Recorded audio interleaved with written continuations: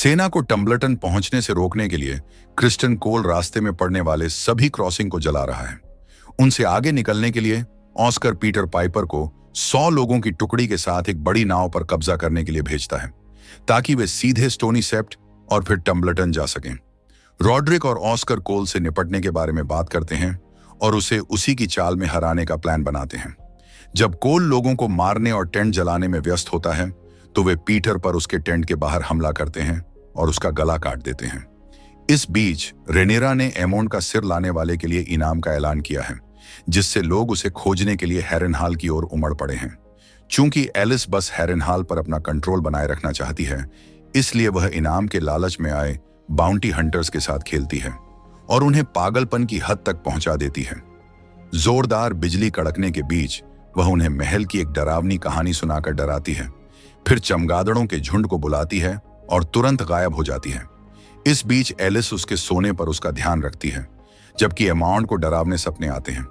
उसे दिखता है कि एगॉन, जिसका चेहरा जल रहा है, उसे अंधेरे में खींच रहा है। एलिस उसे बताती है कि यह सिर्फ एक सपना है और वह दिलासे के लिए उससे लिपट जाता है। एमाउंट बुदबुदाता है, उसने यह देखा था, उसने कहा था कि मैं मर जाऊंगा, कि मैंने सब कुछ बर्बाद कर दिया है। जब एलिस उसे गुनगुनाकर शांत करती है तो एमाउंट आह भरता है और धीरे से कहता है, माँ। थोड़ी देर बाद फिर से जागने पर वह चिल्लाता है, मेरा ड्रैगन कहाँ है? एलिस जवाब देती है, वह उड़ गई। जब वह लंगड़ाते हुए महल में घूमता है तो एमाउंट पूछता है कि क्या वह कैदी है। वह बाहर के विशाल नजारे को देखता है और पूरी तरह थक कर गिर पड़ता है। वह कहता है कि वेगर के बिना उसका कोई वजूद नहीं है, लेकिन एलिस इससे सहमत नहीं होती। वह उसे बताती है कि रेनेरा ने किंग्स लैंडिंग पर कब्जा कर लिया है और एगॉन की मौत का जिम्मेदार उसे ठहराया गया है। एमाउंट बताता है कि कैसे एगॉन उसे परेशान करता था, भले ही वह उसे अपना आदर्श मानता था, और वह एलिसेंट का भी जिक्र करता है। तब एलिस कहती है, कभी कभी जिस बच्चे ने सबसे ज्यादा तकलीफ दी हो, माँ उसी से सबसे ज्यादा प्यार करती है। जब एमाउंट पूछता है कि वह कौन है तो वह जवाब देती है, वह जिसने सबसे गहरे जख्म और दुख सहे हों। इसके बाद बाउंटी हंटर्स वापस आते हैं। इस बार वे चट्टानों पर चढ़कर गॉड्स आई तक पहुंच जाते हैं। एलिस उनका सामना करती है। वे उसे घेर कर हमला करने की कोशिश करते हैं, लेकिन वह पलटवार करती है। तभी लड़खड़ाता हुआ एमाउंट वहां पहुंचता है, उन सभी से लड़ता है और उन्हें मार डालता है। रूक्स रेस्ट से निकलने के बाद एगॉन लैरिस के साथ जंगल में घूम रहा है। एगॉन वेंडिश टाउन जाना चाहता है, जहां 2 दिन पहले वहागर को देखा गया था। वह एमाउंट को खोजने की कोशिश कर रहा है, लेकिन लैरिस उसे चेतावनी देता है कि ऐसा करना बहुत खतरनाक है। एगॉन चिल्लाता है, मुझे यह बताना बंद करो कि मैं क्या नहीं कर सकता। एमाउंट ही मेरी सारी परेशानियों की वजह है। मैं उस कमीने को ढूंढकर मार डालूंगा या ऐसा करते हुए मर जाऊंगा। एगॉन छिड़कर पक्षियों वाली गाड़ी के पास बैठ जाता है। लारिस पूछता है कि क्या उन्हें कैंप लौट जाना चाहिए, लेकिन एगॉन अपनी भड़ास निकालते हुए कहता है कि उसका भाई हर चीज में माहिर था और उसे उसकी तारीफ करना बिल्कुल पसंद नहीं था। एमाउंट के लिए सब कुछ आसान था और एगॉन को लगता है कि अगर उसे भी वैसी ही कुदरती खूबियां मिली होती तो वह एक महान राजा बन सकता था। उसे यह भी लगता था कि एलिसेंट एमाउंट को ज्यादा प्यार करती थी। लैरिस कहता है कि उसे एगॉन का रोना धोना काफी दिलचस्प लगता है। वह उससे कहता है, तुम आसमान छू सकते थे, लेकिन तुमने अपने जन्म सिद्ध अधिकार को मिट्टी में मिला दिया। तुम एक घटिया राजा थे, और उससे भी बुरा यह कि तुम सच में एक घटिया इंसान हो। जैसे ही लैरिस वहां से जाता है, एगॉन चुपचाप बैठा रहता है। एगॉन रूक्स रेस्ट से पूरी तरह बदला हुआ और टूटा हुआ लौटता है। वह कहता है, बस मुझे वह जहाज दिला दो, और लैरिस उसे एक सेब देता है। लेकिन वहां कोई ऐसा भी है जो उन्हें पहचानता है, टाइलैंड लैनिस्टर। जब लैरिस और टाइलैंड इस बात पर बहस कर रहे होते हैं कि एगॉन को सुरक्षित बाहर कैसे निकाला जाए, तभी जानोस चुपके से उसके पास आता है और उसके बैग में उसका ताज देख लेता है। इससे पहले कि मामला और बिगड़े, एगॉन तुरंत चाकू से कई वार करके उसे मार डालता है। इसी बीच मिस्टर ऑरवाइल उस कमरे की ओर जाते हैं, कुछ बिल्लियों के बीच से गुजरते हुए, जहां एलिसेंट और हेलेना को कैद करके रखा गया है। एक नौकरानी उन्हें उस तरफ जाते हुए देख लेती है। वह उन्हें मून टी देने जा रहे होते हैं। यह एक ऐसा मिश्रण है जिसका इस्तेमाल गर्भपात के लिए किया जाता है। ऑरविल का कहना है कि वह एलिसेंट के लिए यह एहसान कर रहा है, लेकिन असल में वह रेनेरा के प्रति वफादार है। उसे अब अपनी रानी के प्रति वफादार रहना होगा और एलिसेंट ये बात समझती है। हेलेना अपना गर्भपात नहीं करवाना चाहती, लेकिन उसकी मां उसे उन खतरों के बारे में पूरी तरह समझाती है जो उन पर मंडरा रहे हैं। अगर होने वाला बच्चा लड़का हुआ तो रेनीरा को या तो सिंहासन के इस दावेदार को खत्म करना होगा, क्योंकि वह एगॉन का असली वारिस होगा, या उसे कैद करना होगा। हेलेना एलिसेंट को बताती है कि एमोंड अभी भी हैरनहॉल में है, अंदर ही अंदर सुलग रहा है, लेकिन बिना आग के। एलिसेंट बार बार हेलेना से विनती करती है, लेकिन हेलेना अपनी बात पर अड़ी रहती है कि बच्चा उसका है और वह उसे मारेगी नहीं। इस बीच रेनीरा सबिथा फ्रे से जुड़े मामलों को संभाल रही हैं, जिन्हें युद्ध में समर्थन के बदले हैरनहॉल देने का वादा किया गया था। बस एक शांत और स्थिर नजर से रेनीरा सबिथा का गुस्सा शांत कर देती है और इसके बजाय सबिथा स्मॉल काउंसिल में शामिल हो जाती हैं। काउंसिल की बैठक के दौरान एडम और बेला एमोंड का पता लगाने की अपनी कोशिशों के बारे में बताते हैं। उन्हें वेगर की गतिविधियों के निशान तो मिले हैं, लेकिन एमोंड के विशाल ड्रैगन का कोई अता पता नहीं है। दूसरी ओर सिटी वॉच के भीतर भी मुश्किलें बढ़ रही हैं, जिससे डेमन और मिसारिया के बीच बहस छिड़ जाती है। डेमन बात काटकर बताते हैं कि एक अनजान हत्यारे ने 2 गोल्ड क्लोक्स को मार डाला है। टॉरेन मैंडरली टिप्पणी करते हैं कि फ्ली बॉटम अछूत लोगों से भरा हुआ है। इस बीच रेनीरा वेगर और ओरमुंड हाई टावर को लेकर परेशान और डरी हुई है। वह एडम और बेला को तुरंत रिवरलैंड्स लौटने का आदेश देती है।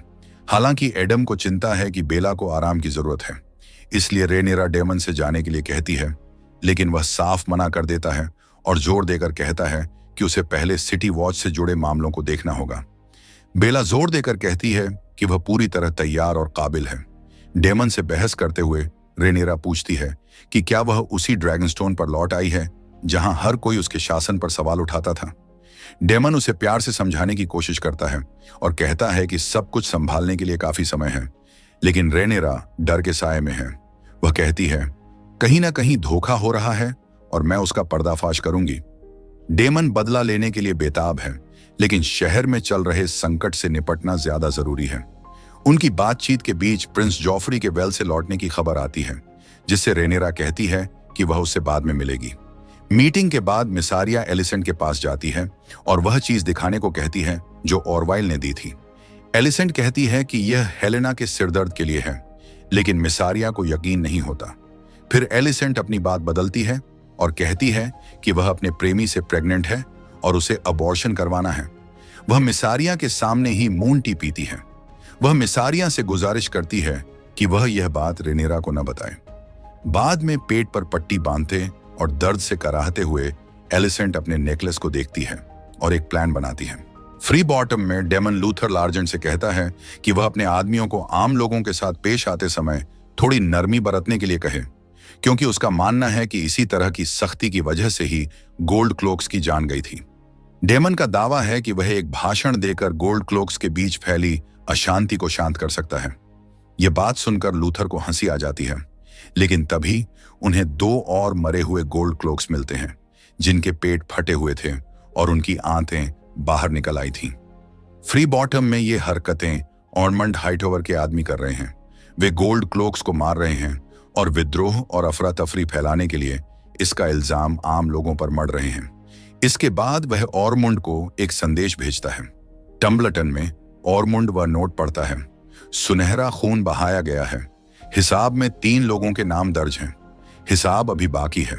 हाईटावर सेना युद्ध की तैयारी कर रही है और रेनीरा की सेना से बेहतर बचाव के लिए अपनी स्थिति मजबूत कर रही है, लेकिन ऑरमुंड का सेकंड इन कमांड कहता है, हमारे पास लकड़ी, सैनिक और समय तीनों की कमी है। वह उन्हें अपनी कोशिशें दोगुनी करने का आदेश देता है और फिर डेरोन की पढ़ाई के दौरान उसका हालचाल लेने जाता है। डेरोन अनजाने में इतिहास को उबाऊ कह देता है, जिस पर ऑरमुंड उसे सख्ती से घूरता है। ऑरमुंड डेरोन से उसकी पढ़ाई लिखाई के बारे में पूछता है। डेरोन अपने सभी सबक सुनाता है, लेकिन मेरिया मार्टेल का जिक्र करना भूल जाता है, जिसे ऑरमुंड डॉर्न का पीला मेंढक कहता है। वह बताता है कि इतिहास में वही एकमात्र ऐसी महिला थी जिसमें सेना को संभालने की असली समझ थी। साइवास का खेल खेलते हुए डेरोन उसकी सैन्य काबिलियत के बारे में बात करता है। बातचीत के बीच में ही डेरोन अचानक खेल जीत जाता है। वह तुरंत माफी मांगता है। ऑरमुंड बोर्ड से मोहरे हटाता है, फिर आगे बढ़कर डेरोन के कंधों पर हाथ रखता है और कहता है, जीतने के लिए कभी माफी मत मांगो। वह यह भी बताता है कि उसने डेरोन की राजा के रूप में तस्वीर वाले सोने के सिक्के बनवाए हैं। इस बीच कोल और ग्वेन कैंप में आग लगा देते हैं और सेना से आगे निकलने के लिए स्टोनी सेप्ट की ओर बढ़ जाते हैं। क्रिस्टन और ग्वेन चेहरे पर छिपने के लिए रंग लगाकर जंगल से गुजरते हैं। ग्वेन एक पुरानी कहानी सुनाता है कि कैसे वह और ओरमुंड एक ऊंचे टॉवर की चोटी तक पहुंचने की रेस लगाते थे। हंसते हुए ग्वेन कहता है, बेशक मैंने उसे जीतने दिया। वह तब भी बहुत गुस्सैल स्वभाव का आदमी था। फिर वह क्रिस्टन को युद्ध खत्म होने के बाद हाइटोवर परिवार की सेवा में शामिल होने का मौका देता है। सेना एक जाल में फंस जाती है। घोड़ों को रोकने के लिए घास के नीचे कैल्ट्रॉप्स बिछाए गए हैं। दया दिखाते हुए क्रिस्टन अपने घायल घोड़े को मार देता है, जिससे सैनिकों को पैदल ही आगे बढ़ना पड़ता है। जब वे जंगल से गुजर रहे होते हैं तो ग्वेन क्रिस्टन कोल को बताती है कि सैनिक सेना छोड़कर भागने की बात कर रहे हैं, लेकिन क्रिस्टन बिना रुके आगे बढ़ता रहता है। थोड़ी देर बाद उन्हें वेंडिश शहर में वेगर की तबाही के निशान दिखाई देते हैं। कोल आसमान में ड्रैगन का कोई निशान ढूंढने की कोशिश करता है, लेकिन उसे कुछ नहीं मिलता। दलदली इलाकों से गुजरते हुए हालात और खराब हो जाते हैं और कई सैनिक मारे जाते हैं। ग्वेन के पैर से एक झोंक चिपक जाती है और इस सफर से सब बुरी तरह थक जाते हैं। नदी तक पहुंचने पर उन्हें पता चलता है कि पुल पहले ही जला दिए गए हैं, जिससे उनके लिए रेनेरा की सेना से पहले टम्बलटन पहुंचना नामुमकिन हो जाता है। बाकी लोगों की तरह ग्वेन भी हार मान लेने को तैयार है। जहां ग्वेन टम्बलटन जाकर ओरमुंड से मिलना चाहती है, वहीं कोल दुश्मन की सेना पर सीधे हमले की जिद करता है। ग्वेन चेतावनी देती है कि इसमें पक्की मौत है, फिर भी कोल अपने फैसले पर अड्डा रहता है। कोल कहते हैं, मैं इस राज्य के सबसे महान योद्धा के तौर पर युद्ध में शानदार मौत मरना चाहता हूं। उनका मानना है कि युद्ध में मरने से उनकी बहादुरी के गीत गाए जाएंगे, ऐसे गीत जिन्हें खुद रानी एलिसेंट भी सुनेंगी। क्रिस्टन अपने बचे हुए सैनिकों का हौसला बढ़ाने के लिए भाषण देते हैं और उनसे अपने इरादे पर अडिग रहने को कहते हैं, क्योंकि देवता हम पर नजर रखे हुए हैं। जब वे बोल रहे होते हैं तो ग्वेन और कुछ अन्य सैनिक वहां से चले जाते हैं। वेंडिश टाउन के बाहर बेला और एडम वघार से हुई तबाही का जायजा लेते हैं। एडम एक बार फिर बेला से कुछ खाने और आराम करने के लिए कहता है, लेकिन बेला जानती है कि रेनेरा जेस की मौत के लिए उसे ही जिम्मेदार मानती है। वह खुद को भी दोषी मानती है और दुखी होकर कहती है कि उसे एक दिन रानी बनना था, लेकिन अब कुछ नहीं बचा। एडम उसे दिलासा देने की कोशिश करता है और कहता है कि शायद उसकी जिंदगी का रास्ता किसी रोमांचक सफर की ओर मुड़ गया है, लेकिन वह जिद करती है कि उसकी शादी कर दी जाएगी, यही उसका भविष्य है। मुस्कुराते हुए एडम कहता है, तो मैं तुम्हें ढूंढने आऊंगा और हम देश से बाहर कहीं उड़ जाएंगे, लेकिन पहले कुछ खा पी लेते हैं। किंग्स लैंडिंग में हेलेना और उसकी बेटी जेहेरा एक पत्ते पर रेंगते हुए कैटरपिलर को देख रही हैं। हेलेना अपनी बेटी से कहती है, तुम इसे छू नहीं सकती, ये जहरीले होते हैं। एलिसेंट वहां आती है और हेलेना को बताती है कि उसने एमोंड के कमरे में मौजूद गुप्त रास्ते से भागने में मदद के बदले अपना हार एक दासी को दे दिया है। हालांकि उन्हें जेहेरा को पीछे छोड़ना होगा। एलिसेंट कहती है कि वे बाद में उसे बुला लेंगे और वादा करती है कि रेनेरा उसे कोई नुकसान नहीं पहुंचाएगी। हेलेना कहती है, झूठ बोलते समय तुम नजरें चुराती हो, और वहां से चली जाती है। रेनेरा सेप्ट में प्रार्थना कर रही है, जिसे देखकर डेमन को हंसी आ जाती है। वह लोगों के सामने दिखावा कर रही है और डेमन न चाहते हुए भी उसके साथ हो लेता है। वह बताता है कि 6 गोल्ड क्लोक्स के गले काट दिए गए हैं और उनकी आंतें बाहर निकाल दी गई हैं, और उसे डर है कि इससे भी बुरा कुछ होने वाला है। रेनेरा मानती है कि वह गलत थी, दुश्मन हमारे बीच ही है। उसका मानना है कि यह साजिश उसी के खिलाफ है, जबकि डेमन को लगता है कि यह सिटी वॉच के खिलाफ है। रेनेरा बहुत परेशान है क्योंकि सेप्टेंस ने उसे रानी का ताज पहनाने से मना कर दिया है। डेमन उससे कहता है कि औरत होने के कारण उसके शासन पर हमेशा सवाल उठाए जाएंगे। हालांकि रेनेरा इस बात को लेकर चिंतित है कि एगॉन, एमोंड और वह सारा सोना असल में कहां गया है। वह कहती है, मेरे खिलाफ कुछ पक रहा है, कुछ ऐसा जिसे मैं देख तो नहीं सकती पर महसूस कर सकती हूं। डेमन बस उससे कहता है, वे बस इंसान हैं और कुछ नहीं। रेनेरा उससे पूछती है कि इतना असरदार होने के बावजूद वह उन्हें ढूंढने में नाकाम क्यों रहा। डेमन बस यह कहकर चला जाता है, तुम इन सब से कहीं ऊपर हो। उस रात एलिसेंट और हेलेना नौकरानियों के भेष में भागने की कोशिश करती हैं। हेलेना पूछती है कि क्या नर्स उन्हें जेहेरा के साथ मिलेगी। एलिसेंट हाँ कहती है। तभी मिसारिया उन्हें पकड़ लेती हैं और उन्हें यह मानना पड़ता है कि हेलेना गर्भवती है। एलिसेंट एक बार फिर मिसारिया को रेनेरा के बजाय अपने फायदे के बारे में सोचने के लिए मनाने की कोशिश करती है। हेलेना चांद देखने के लिए बाहर जाने की जिद करती है। एलिसेंट मिसारिया के चुप रहने के बदले में उसे हाई टावर परिवार की मदद का प्रस्ताव देती है, लेकिन मिसारिया कोई जवाब नहीं देती। उसी रात रेनेरा जोफ्री से मिलने जाती है, लेकिन वह पहले ही सो चुका होता है। इस बीच डेमन गोल्ड क्लोक्स के सामने एक जोश भरा भाषण देता है। वह भविष्य में मिलने वाली दौलत के बारे में बड़े बड़े वादे करता है, जिससे सैनिक शांत हो जाते हैं। सैनिक अपनी सैलरी की मांग करते हैं, लेकिन डेमन उन्हें समझाता है कि सिटी वॉच के बिना न तो कोई राजा होता और न ही कोई रानी। वह उनसे कहता है, तुम्हें रानी रेनेरा पर भरोसा करना होगा, और अगर तुम ऐसा करते हो तो तुम्हें अपनी तय सैलरी से दोगुनी सैलरी मिलेगी। उसकी बातों से सैनिक जोश में आ जाते हैं और एकजुट हो जाते हैं। सर लूथर सभी को 3 या 4 के ग्रुप में रहने का निर्देश देते हैं। डेमन उस आदमी की आंख निकाल देता है जिसे गोल्ड क्लोक्स को मारने की साजिश रचने के आरोप में पकड़ा गया था। वह आदमी कसम खाता है कि उसने यह सब अकेले किया था, लेकिन डेमन उसकी दूसरी आंख भी फोड़ देने की धमकी देता है। आखिरकार वह मान लेता है कि यह एक राजा का काम था, हालांकि वह राजा एगोन नहीं था। उसके जूते में डेरोन की तस्वीर वाला एक सोने का सिक्का मिलता है। डेमन यह सबूत रेनेरा के पास ले जाता है, जबकि लूथर उस आदमी को ठिकाने लगा देता है। रेड कीप में एलन बेड़े को फिर से बनाने की योजना समझा रहा होता है। तभी डेमन वहां पहुंचता है। वह उसे सोने का सिक्का दिखाता है और बताता है कि ऑरमुंड ने डेरोन को राजा घोषित कर दिया है।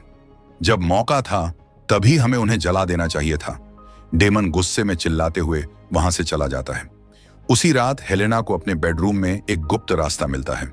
वे उस रास्ते पर जितना आगे बढ़ सकते थे बढ़े, लेकिन आखिर में रास्ता बंद हो गया। तभी एक बिल्ली को देखकर हेलेना के हाथ से लालटेन छूट जाती है और सब कुछ अंधेरे में डूब जाता है। जब डेमन सिटी वॉच लौटता है तो वह देखता है कि वहां मौजूद सभी लोग लूथर समेत मारे जा चुके हैं। उनकी लाशों को लास्ट सपर की मुद्रा में रखा गया था। दीवार पर खून से लिखा था, गद्दारों के लिए दावत। अगर आपको यह वीडियो पसंद आए तो कृपया इसे लाइक करें। इस तरह के और वीडियो देखने के लिए सब्सक्राइब करो, हाइप करें। देखने के लिए धन्यवाद।